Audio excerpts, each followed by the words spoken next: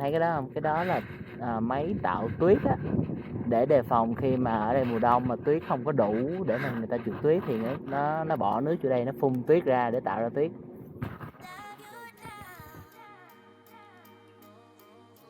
Snow Summit có nghĩa là đỉnh núi tuyết. Snow Summit là công viên xe đạp leo núi nằm trên rặng núi San Bernardino ở khu vực hồ Big Bear ở miền nam tiểu bang California. Bởi vì nơi này cách Vegas khoảng 3 tiếng lái xe, cho nên cả bọn phải khởi hành từ sáng sớm tinh mơ khi mặt trời còn chưa lên để tranh thủ khi tới nơi thì công viên vừa mở cửa. Chuyến đi kỳ này có 7 người tách ra thành 2 nhóm đi trên 2 xe riêng biệt. Và đây là xe của nhóm mình, bao gồm 4 người tất cả. Mỗi nhóm tự tụ tập lại và hẹn sẽ gặp nhau tại trên công viên. Các bọn không quên ghé cây xăng để mua nước, bia và đồ ăn bởi vì giá cả trên Bike Park rất là mắc. So we are stocking up waters and beers from the gas station. That's Gus, Alfonso, and that's Gerardo's. Sau khi chuẩn bị hết đồ ăn và nước nôi thì cả bọn chính thức khởi hành. Không hẹn mà gặp, tụi mình lại gặp nhóm 2 trên đường đi. Trước mắt các bạn là xe của nhóm còn lại của chuyến đi kỳ này. Chiếc xe này thì chắc hẳn các bạn đã khá quen thuộc rồi, bởi vì nó là xe của Patrick ở chuyến đi Gooseberry Mesa trong video trước. Là nãy giờ là lái xe chắc cũng được cỡ 2 tiếng rưỡi hơn rồi. Đó, bây giờ mọi người đang đợi ở đây. Đang ở địa phận California rồi nè. So we are waiting right here because there's a construction and we have to wait for the pilot truck to come and lead us because they only allow one flow of traffic. This is Patrick. Mình cho các bạn coi đây là hôm nay là đoàn đi chơi ngày hôm nay, không phải đi chơi, đi đạp xe, đi thả núi ngày hôm nay. 3 chiếc xe ở đây và 4 chiếc xe phía trước. Coi như là tổng cộng là 7 chiếc. Bây giờ mọi người đang đợi cái đoạn này đang sửa đường nè. Lát nữa mọi người sẽ thấy là mình sẽ đi lên trên núi, trên đỉnh núi luôn á. Cái Bike Park nằm trên đỉnh núi đó đó. Thành thử hiện tại là đang đợi cái xe dẫn đường của bên sửa đường. Nó sẽ tới đây, nó dẫn 2 chiếc xe này đi. Bởi vì cái đoạn đường này chỉ được phép đi một chiều xe thôi. There's more truck coming in. Khu vực này gọi là Big Bear, gấu lớn. Lên tới đây thì ở đây camping là dính gấu đó. Nè bạn thấy không, có con gấu đây. California là tiểu bang của gấu. Ở đây gấu rất là nhiều. Đi camping ở đây, đi chơi dã ngoại ở đây phải cẩn thận, đi hiking. Cuối cùng sau 3 tiếng đồng hồ hơn ngồi trên xe, tụi này cũng đã tới nơi. If you like this kind of video where I take you on my mountain biking journeys with my friend, please consider hitting the subscribe button below so you won't miss out on the next future adventures. Chào các bạn, hiện tại mình đã tới Snow Summit Bike Park ở Big Bear, California rồi. We are at Snow Summit and that is Alfonso and Gerardo's. That's Josh, Patrick and Michelle. Cos is on the other side getting his stuff.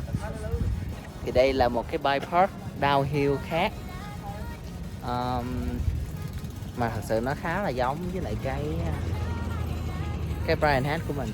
Rồi mọi người đang lấy xe xuống rồi, mình phụ mọi người. Đây để cho các bạn coi bike. Canfield. This is Patrick Canfield. That's like wow, that's Patrick Canfield.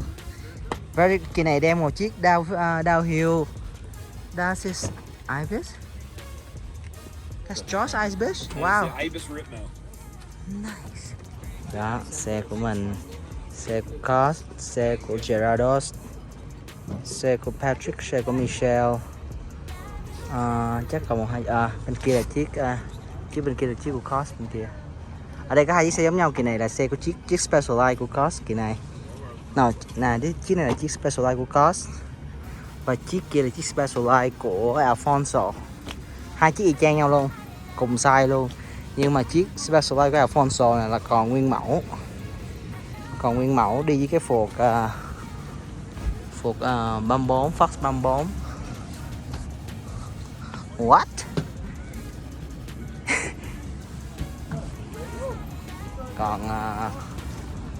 chiếc của Cost á, special flight của Cost thì Cost đã đổi qua cái phuộc Rockstar Pi Select. Cái này là có hành trình 160, của mình là hành trình 150. And you can see my new sticker. Đây, cho các bạn coi.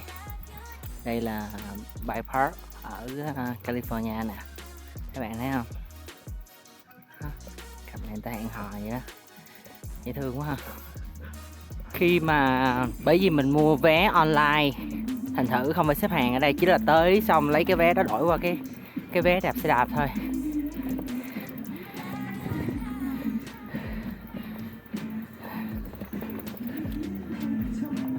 Nên khi mà bạn mua vé ở Brian Head ở Snow Summit này á, thì họ cho một cái vé như nè, rồi bạn dùng cái zip tie này nè, bạn zip nó vô cái phía sau cái yên xe của bạn, giống như cách Cost làm ở đây. Xe là xe của Cost, đây là xe mình, xe này là xe của Michelle. Đây là Bay Park nè.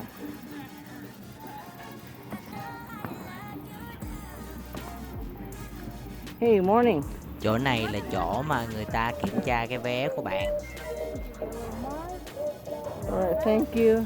Cứ mỗi lần chạy hết một cái đường chạy ở trong Bay Park này và quay lại ngay chỗ thang máy thì sẽ có một người đứng lấy cái máy scan cái ticket nằm ở phía sau cái yên ghế của mình lúc nãy đó, như bạn đang thấy nè. Và họ scan xong họ mới cho mình lên thang máy. Oh, we have someone to do the flight for us too. That's better than Brian Head.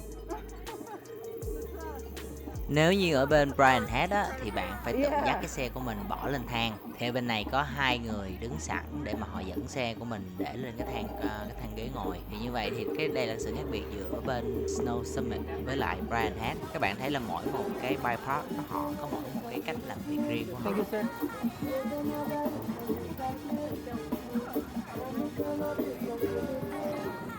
Oh, it's too late. Yeah.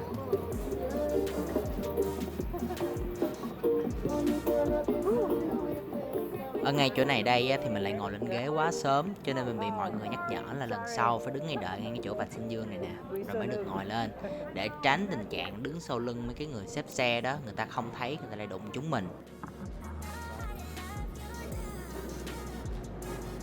Sau khoảng 15 phút thì tụi mình lên đến đỉnh. Như các bạn thấy đó, ở đây cũng có người dắt sẵn xe đạp xuống để khách đạp xe cho tụi mình không phải chật vật vừa lo nhảy xuống ghế cáp treo vừa lo lấy xe đạp. I got it, bye. Thank you. Trong chuyến đi này thì ngoại trừ mình, Michelle, Josh và Alfonso ra thì những người còn lại đều đã tới Snow Summit rồi.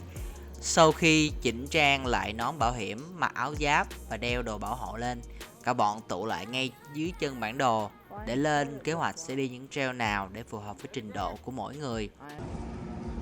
Đây.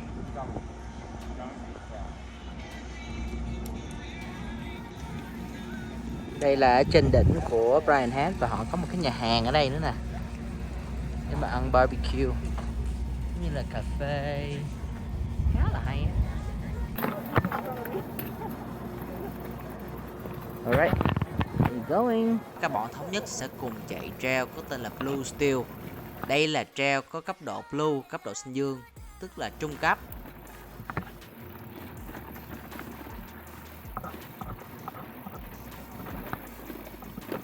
Ở bên tay phải các bạn sẽ thấy những cái máy tạo tuyết mà lúc nãy mình có chỉ cho các bạn coi khi ngồi ở trên cáp treo đó.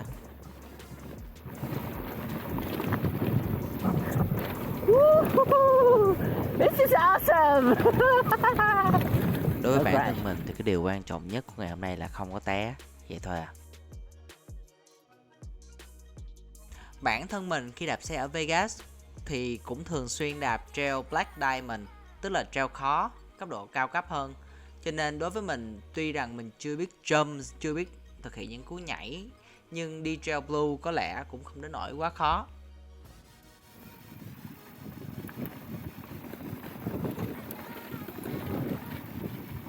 Cái đoạn mà mình đang chạy hiện tại nè chưa phải là trail, ở đây mới là đường dẫn vô trail thôi. Và khi mọi người tụ lại ở đây là bắt đầu chính thức vô trail đó. It didn't stretch. Oh, we didn't. Tới đoạn này mới chính thức là bắt đầu vô trail Blue Steel đây. Đây coi như là lần chạy đầu tiên của mình ở Snow Summit, để coi mình chạy như thế nào ha. Xin mời mọi người cùng theo dõi.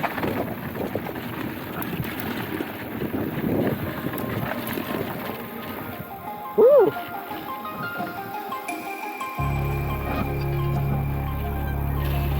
This is completely different from Brian had.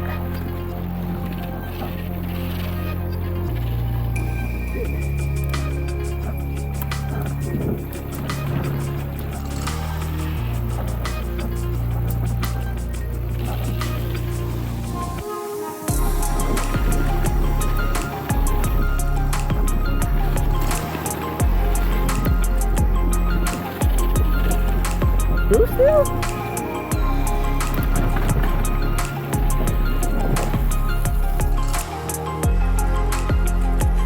Nice!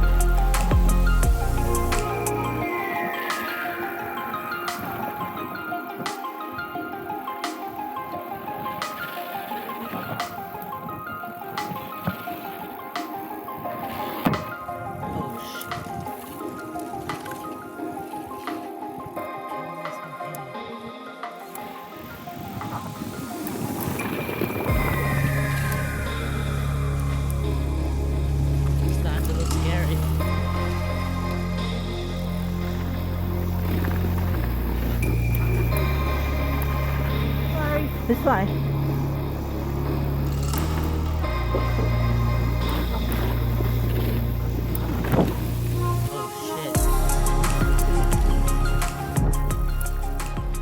Đây là lần đầu tiên mà mình chạy qua những cái đoạn nhảy nó có tên là tabletop như vậy. Khúc đầu thì thấy còn tốc độ chưa có đủ nhanh thì không sao, chứ càng về sau càng nhanh hơn. Và những cái tabletop này càng lúc càng cao nên cũng có lúc hơi hoảng.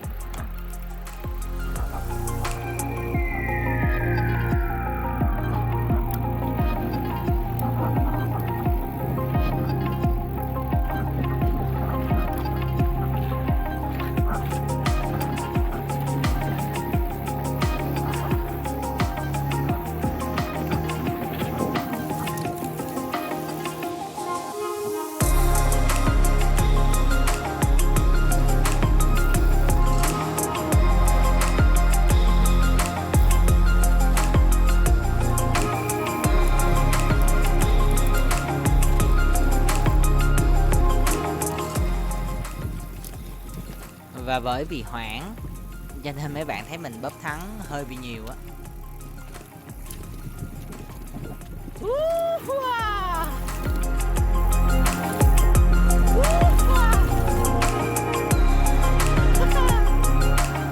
Oh, this is a break point. So nice. This whole setup.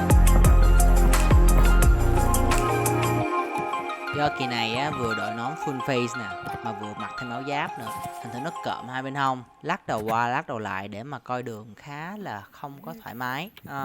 Cái đó là do mình chưa có quen với việc đi bike park thôi.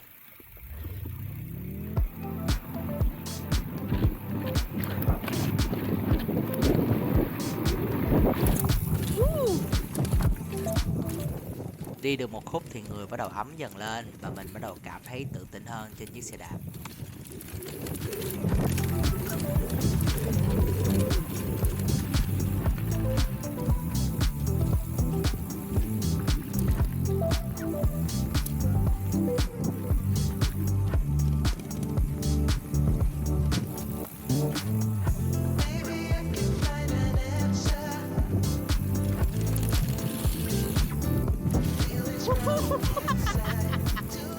That was fun.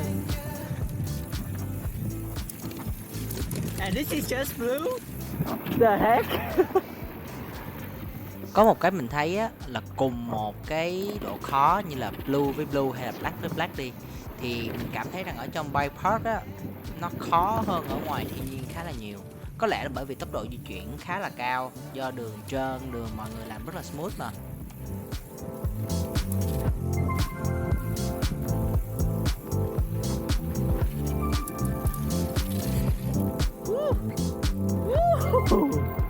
That was intense. Scott và Patrick dừng lại ở bên vệ đường để mà kiểm tra coi mình và Michelle có ok không. Sau khi chắc rằng hai đứa ok hết, lái được, không có ảnh hưởng gì thì các bọn lại tiếp tục.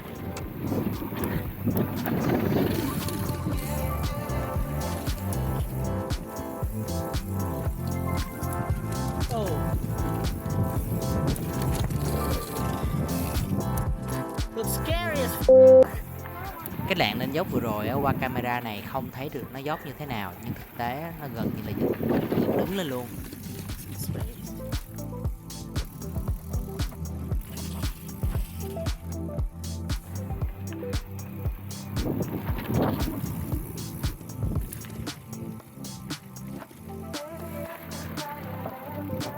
Đoạn trail này tới đây thì đang được bảo trì, cho nên họ giăng dây lại để cho rider, những người đạp xe như tụi mình, đi đường khác.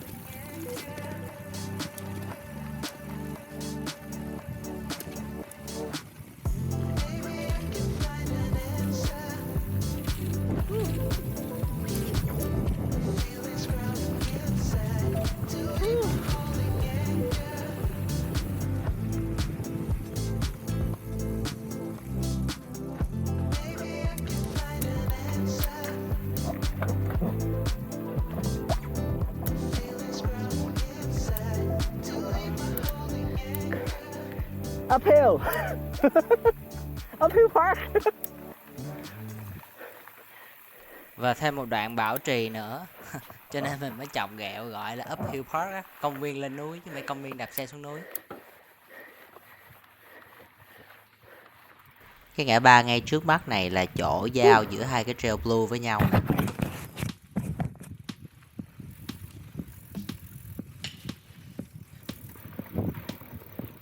Ngay đoạn này các bạn sẽ nghe khá là rõ tiếng bình nước của mình nó đụng vô cái sườn xe, là bởi vì trên đường á, nó bị xói mòn qua mấy cơn mưa nên nó có những cái rãnh nhỏ khiến cho xe mình tưng khá là nhiều.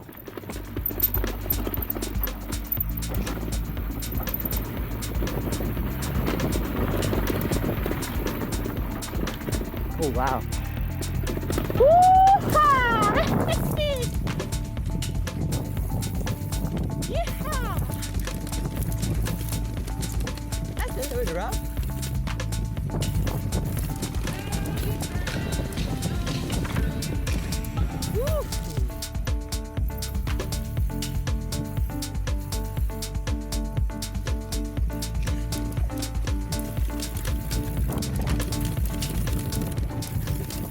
Trail ở đây thật sự là Ngoạn mục hơn bên Brian Head rất là nhiều luôn. Brian Head làm chỉ có cái này. I mean, chắc có mà level cao hơn.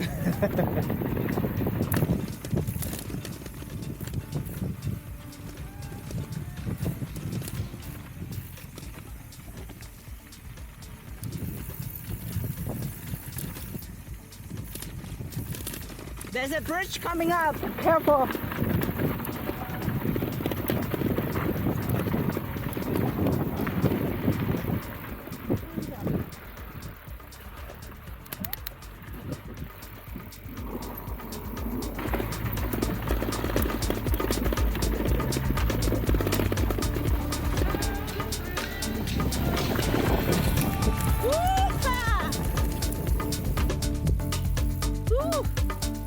Okay.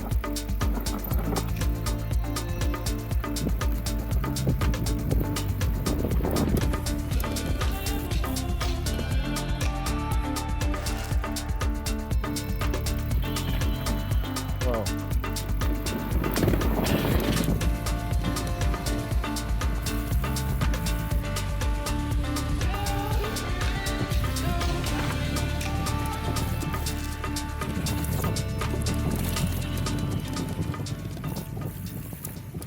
Những cái góc cua mà cái vách dựng lên như vậy nè gọi là berm, và mình thì chưa có nhiều trải nghiệm kinh nghiệm với berm, cho nên cái cách xử lý của mình khi vô góc cua còn khá là lóng ngóng và khó khăn rất là nhiều.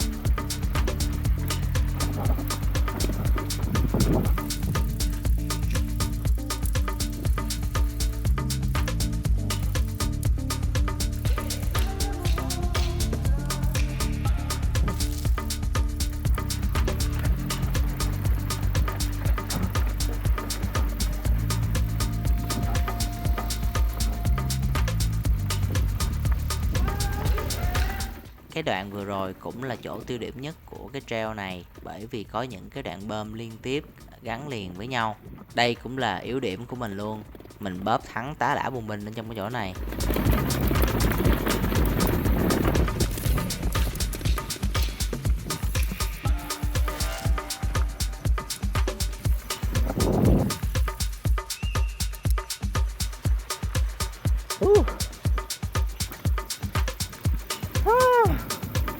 Night run. Oh wow, how can they do night run?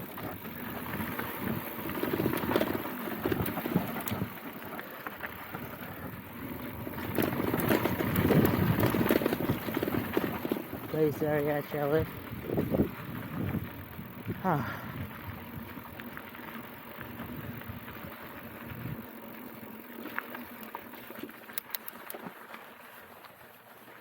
Mình mới vừa chạy xong một cái trail tên là Blue Steel, thì cái level của nó là level xanh dương, level blue. Xanh nó cây là dễ nhất và xanh dương là dễ nhì. Tính ra nó khó hơn Brian Head, khó hơn cái Bike Park hồi xưa mình đi, nhưng mà khá là enjoy và cũng có nhiều khúc khá là ghê á.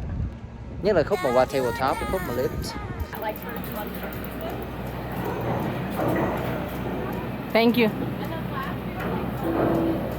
So bây giờ mình đi có một mình à, chỉ có một mình thôi.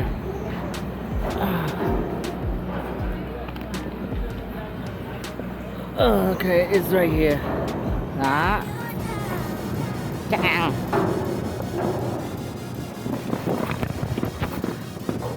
Ok. Bây giờ chắc các bạn coi đường trail ở đây. Thấy vui không?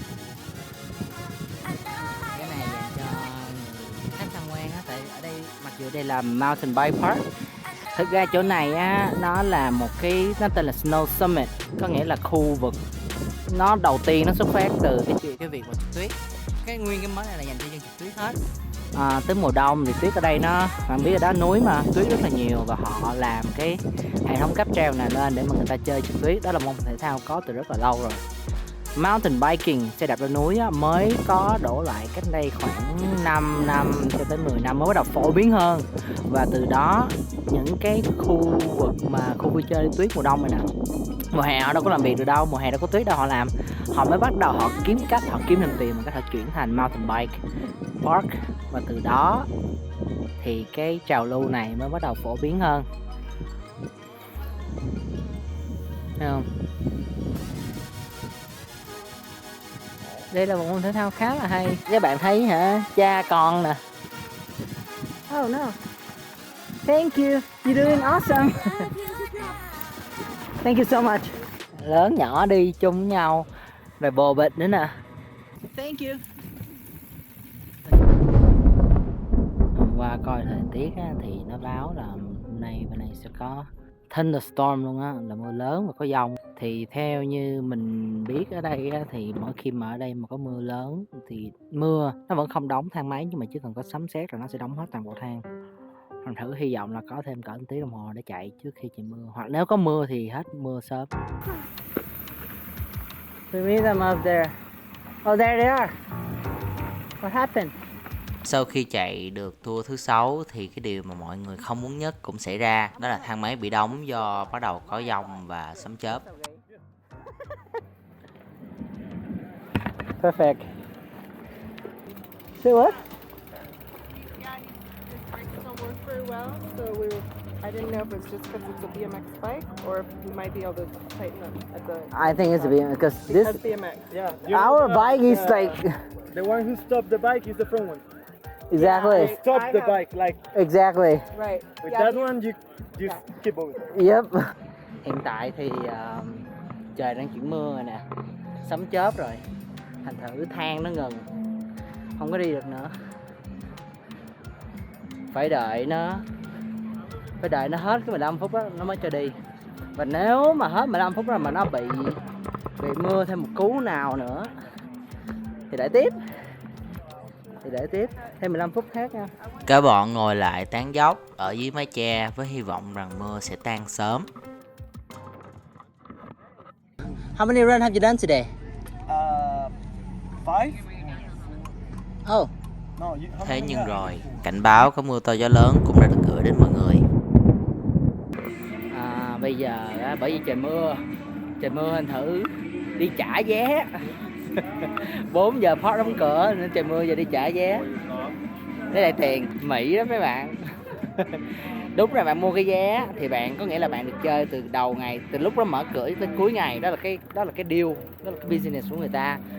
Mà khi bây giờ người ta bán mình cái gói đó mà mưa, mình chơi được có nửa ngày tức là cái deal này không có thành. Nên mình đi trả, mình lấy lại vé. Bây giờ đang đi lấy lại vé nè. Michelle đang đi ghé lấy lại tiền. Đã không? Thì mưa. Và sau đó trời đổ mưa lớn. Nhóm của Patrick quyết định đi về luôn. Tuy nhiên nhóm của mình thì lại cảm thấy chưa đủ đã, cho nên cả đám quyết định So right now we're gonna go right in the rain. rằng dân chơi thì không sợ mưa rơi. Thank you. There we gone. We're here. Nhưng mà dân chơi á, thì lại sợ lạnh.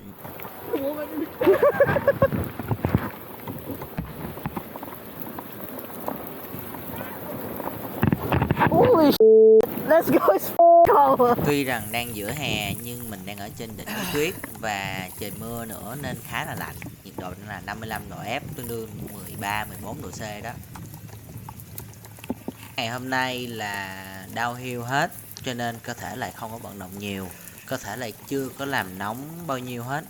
Bởi vậy mình tin khi một hồi đạp xe thêm một chút thì có lẽ sẽ bớt lạnh hơn.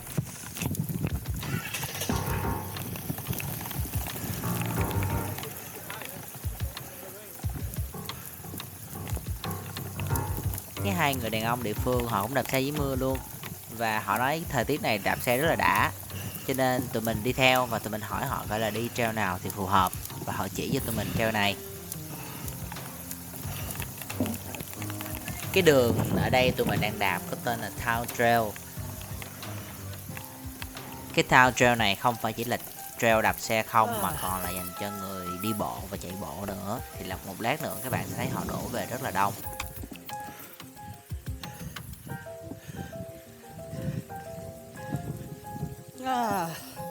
Đạp xe, trời mưa, ở đỉnh núi tuyết, mùa hè. Má. How you feeling? Good, good. Cold. What about you? I'm cold, freaking cold. Yeah, are you?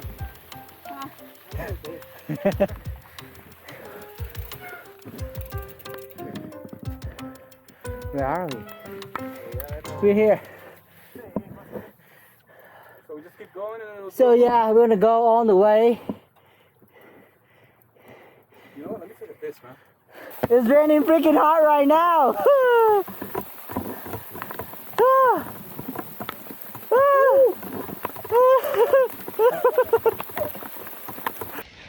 Gosh, you're on camera.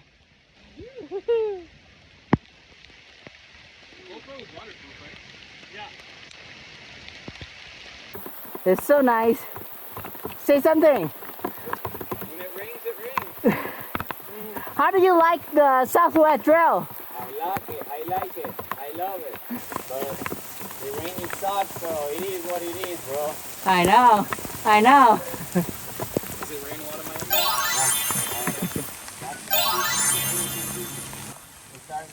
Nobody else is doing this, just us.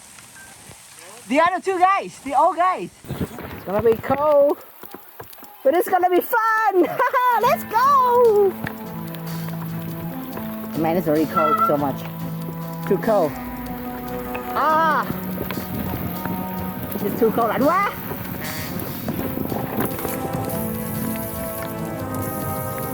Tính ra khi mà trời mưa như vậy mình đi đạp xe ở trail lạ thì lại là một điều không nên làm. Bởi vì mình không biết được địa hình lúc đó sẽ thay đổi như thế nào nữa. Và nếu có chuyện gì thì cứu hộ sẽ khá là khó khăn.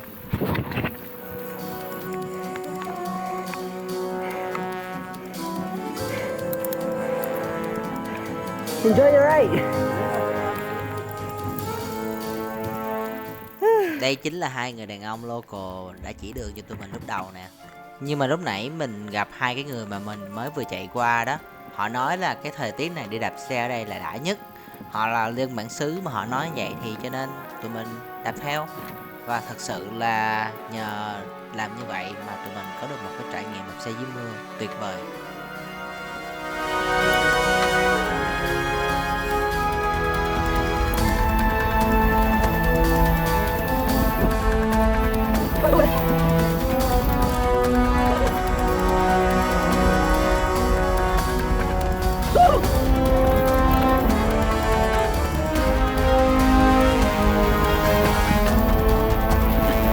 Cuối cùng thì cuộc phiêu lưu dưới mưa bất ngờ này cũng kết thúc một cách mỹ mãn.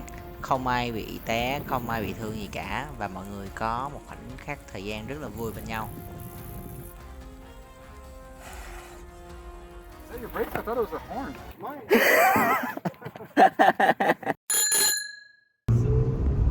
Thì hôm qua là coi là thấy báo trước là trời mưa rồi, hôm nay em phòng mở gáo, ai về có chỗ xài.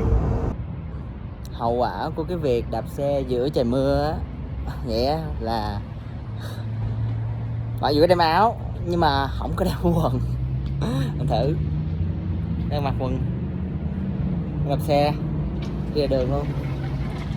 Mọi người vô mua đồ ăn hết rồi, thử đứng ngoài này kiểm tra canh xe. Tại bây giờ ở bên Mỹ này cũng bắt đầu chôm xe rồi. Từ hồi pandemic á, cái môn này bắt đầu nó phổ biến và thịnh hành hơn, cho nên chôm chĩa rất là nhiều. Có một con nhỏ Mỹ trắng chuẩn bị đi qua đây, nó bước tới nó thấy mình rộn xịp nó ngoảnh lại luôn. Mình là mấy đứa duy nhất mặc quần xịp nữa. Cos của nó mặc quần xịp kìa. You see Cos in his bathing short, because we were all wet from riding in the rain, so that's how we were. So, thank you for riding with me today. I'll see you on the next adventure. Chào tạm biệt.